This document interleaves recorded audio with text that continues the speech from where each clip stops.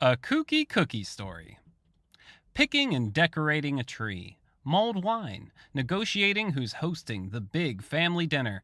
These are all things many of us find ourselves doing this time of year. But for us at Tip Top, and likely many of you, one of the best parts of this festive season is all the cookies. So, as we thought about what to cover in this month's Learning Nugget, it's not surprising that we had those sweet little treats on the brain. As we researched tasty morsels of cookie history, we discovered something that made our jaws drop, and not just so we could put more cookies in them. The world's most popular cookie is a ripoff. Oreos are not the real deal. In the late 19th century, Jacob and Joseph Luce started a baked goods company in the Midwest of the United States.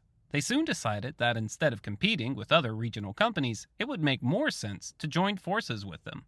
They accomplished the merger, and Jacob became head of the second largest baked goods company in the country, and his brother was on the board of directors. While that might sound like a grand accomplishment, life didn't get easier. The country's top 3 companies in the industry were in fierce competition with each other, so fierce that Jacob became unwell and had to step away from the business to rest and heal. While he was away, Joseph and others at the business got an idea. Why not join with the other companies instead of spending so much energy, time, and money fighting them?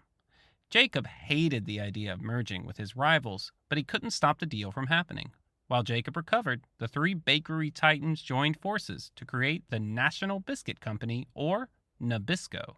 When Jacob recovered, he didn't join Nabisco, but started yet another new baking company. It also found great success, but it was a very distant second in revenue to Nabisco in the United States. But it wasn't second place in everything.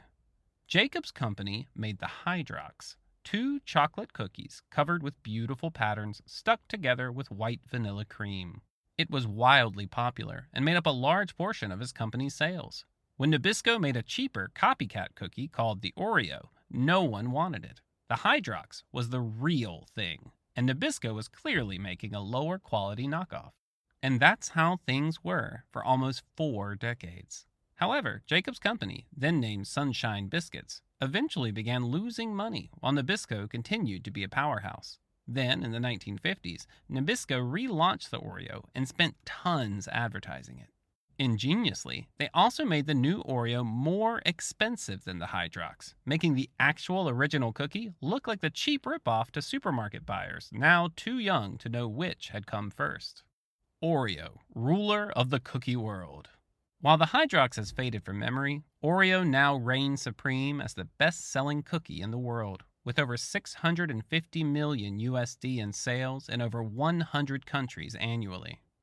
Though the company named Nabisco is still on the packages, it's a subsidiary of Mondelez International, which is associated with food industry giant Kraft. The company's website says they make enough Oreos in 1 year to circumnavigate the globe 5 times. One thing you won't find on that website, though, is any mention of the real inspiration for the Oreo, the Hydrox. Season's greetings.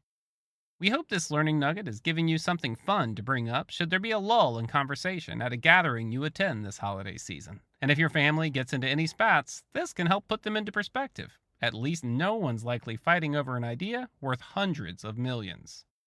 From all of us here at Tip Top, we wish the happiest of holidays to all who are celebrating, and a wonderful start to the new year to all.